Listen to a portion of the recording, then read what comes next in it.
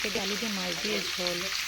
তো বন্ধুরা আমি এই তেলের ওপরে এগুলো দিয়েছি, দেখাতে পারিনি। পেঁপে আমি 1 চামচ লবণ আর 1 চামচ হলুদ গুঁড়ো দিয়ে ভাজা করে নিচ্ছি আগে পেঁপে আলুটা।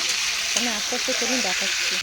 তো বন্ধুরা আমার এটা ভাজা হয়ে গেছে, এবার আমি তুলে নেবো। নিয়ে এবারে এর মধ্যে আমি দিয়ে দেবো কালো জিরা আর পেঁয়াজ। কালো জিরা, পেঁয়াজটা এবারে তেলের উপরে ভাজা করে নেব। টমেটোটা গলার জন্য লবণ, টমেটোটা কষার সময় আমি 1/2 চামচ লবণ দিয়েছিলাম। তো টমেটোটা আমার যেমন গলে গেছে, তো আমি এবারে দিয়ে দেবো এতে বাটা মশলা। তো দেখুন বন্ধুরা, আমি এখানে বাটা মশলা দিয়ে দিলাম, আর একটু দেবো।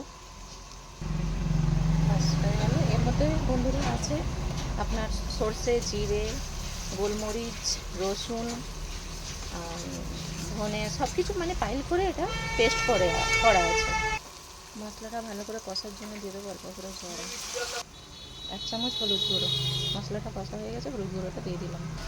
হলুদ গুঁড়োটা দিয়ে কষা হয়ে গেছে, এবার দিয়ে দেবো 5টা লঙ্কা। একটু ঝাল করবো। আমি তো বলেইছি যে আমার বাবার শরীর খারাপ, আমরা গুঁড়ো লঙ্কাটা অ্যাভয়েড করছি, তো কাঁচা লঙ্কা তরকারি হচ্ছে। বন্ধুরা মশলাটা কষা হয়ে গেছে, আমি যে এখানে ভেজে রেখেছি পেঁপে আলুটা ভেজে রেখেছি, এটা দিয়ে দেবো। দিয়ে ভালো করে কষে নেবো। বন্ধুরা এখানে 1 চামচ লবণ দিয়ে দিয়েছি আর একটু জল দিয়েছি আমি, দিয়ে এটাকে ভালো করে কষে নেব। মশলাটা কষা হয়ে গেছে, দিয়ে দেবো জল। জলটা পরিমাণ করে দেবো, কেন এটা মাছের ঝোল হবে, তো পেঁপে আলুটা গলবে সেরকমভাবে জল দেবো আমি। এখানে ভালোভাবে ফুটে গেছে, তো আমি দেখবো আলু আর পেঁপেটা গলে গেছে। তো একটু আলুগুলো গলে এসছে, কিন্তু পেঁপেটা গলতে বাকি আছে, তো আরেকটু হবে। তো বন্ধুরা পেঁপেটা আমার গলে গেছে, দিয়ে দেবো আমি মাছ। তো বন্ধুরা তরকারিটা আমার এখানে হয়ে এসছে, আমি দিয়ে দেবো ধনেপাতা উপর দিয়ে ছড়িয়ে দিলাম।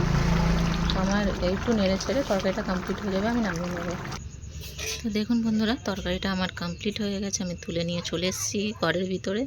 তো বন্ধুরা আমার মানে আমি ভিডিওটায় আমি বেশি কিছু বলতে পারি না, কথা বলতে পারি না, এখানে আমাদের ব্যাকগ্রাউন্ডে প্রচুর আওয়াজ আসে।